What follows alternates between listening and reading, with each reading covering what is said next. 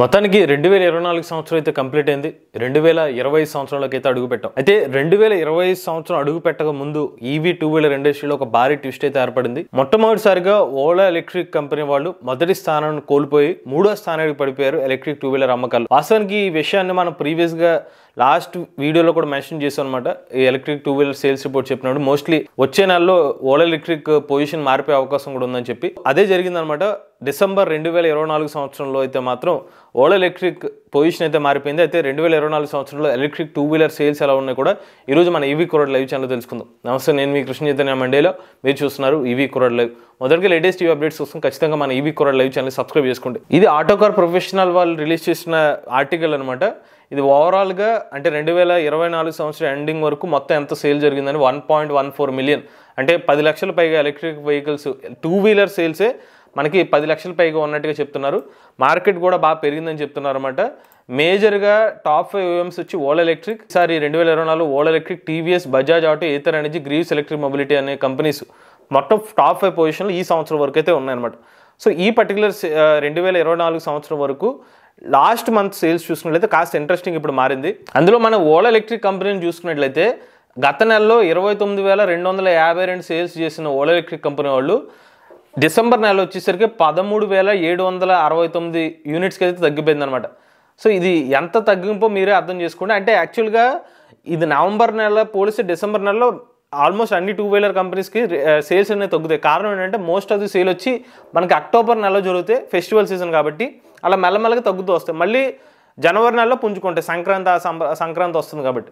So ఇక్కడ Ola electric company వాళ్ళు 13,769 యూనిట్లు తగ్గిపోతే ఇతర OEMs వీళ్ళ కాంపిటేటర్స్ చూసుకున్నట్లయితే ఫస్ట్ మనం బజాజ్ ఆటోని చూసుకుంటే 18,276 యూనిట్లకి పెరిగింది అనమాట బజాజ్ కంపెనీ వాళ్ళది. అంటే ఈ పర్టికులర్ మంత్లో ప్రీవియస్ మంత్తో పోలిస్తే అన్ని OEMs యొక్క సేల్ తగ్గింది. బట్ ఓవరాల్గా డిసెంబర్ నెల వరకు చూసుకున్నట్లయితే ఓలా ఎలక్ట్రిక్తో పోలిస్తే బజాజ్ నెంబర్ 1 పొజిషన్లో నిలిచింది. టీవీఎస్ పరంగా చూసుకున్నట్లయితే 17,212 యూనిట్స్తో మనకి టీవీఎస్ మోటార్స్ వచ్చి 2వ స్థానంలో నిలిచారు. ఓలా ఎలక్ట్రిక్ వచ్చి 3వ పొజిషన్కి వెళ్ళిపోయారు.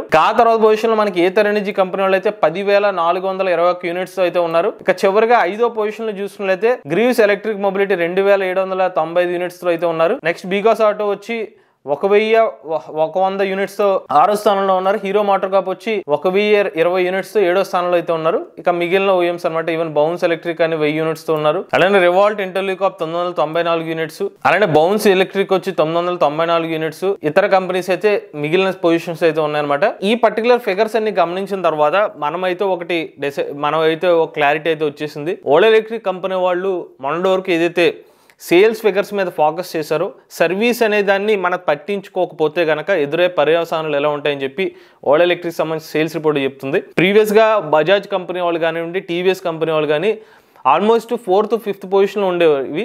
ఏథర్ ఎనర్జీ కానీ ఇలా ముందు పొజిషన్స్లో ఉంచాయి. బట్ అవి కాస్త మెల్లమెల్లగా మారుతూ వచ్చినాయి.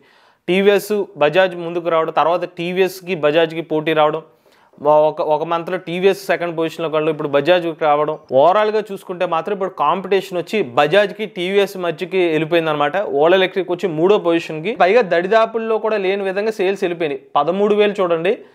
3వ పొజిషన్లో ఓలా, 2వ పొజిషన్లో టీవీఎస్, మొదటి పొజిషన్లో బజాజ్కి అలానే టీవీఎస్కి 1,000 సేల్స్ తేడా ఉంటే బజాజ్కి ఓలాకి 4,500 వరకు సేల్స్ తేడా ఉంది. అలానే మనకి ఓలాకి టీవీఎస్కి 3,500 వరకు సేల్స్ అనేది డిఫరెన్స్ అయితే కనిపిస్తుంది. సో ఈ డిఫరెన్స్ చూసిన తర్వాత ఓలా ఎలక్ట్రిక్ కంపెనీలు మొన్న మధ్యన 4,000 సర్వీస్ సెంటర్లు ఏర్పాటు చేయడం కానివ్వండి, ఇటువంటి సరిదిద్దు చర్యలు అయితే స్టార్ట్ చేశారని మనం అనుకోవచ్చు.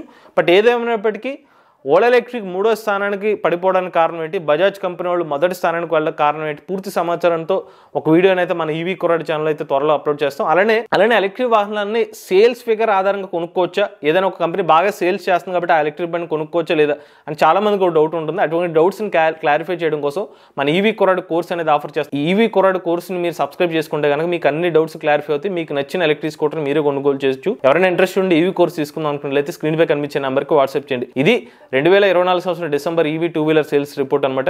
లేటెస్ట్ ఈవీ కనెంట్ కోసం ఈవీ కుర్రాడ్ లైవ్ ఛానల్ సబ్స్క్రైబ్ చేసుకోండి.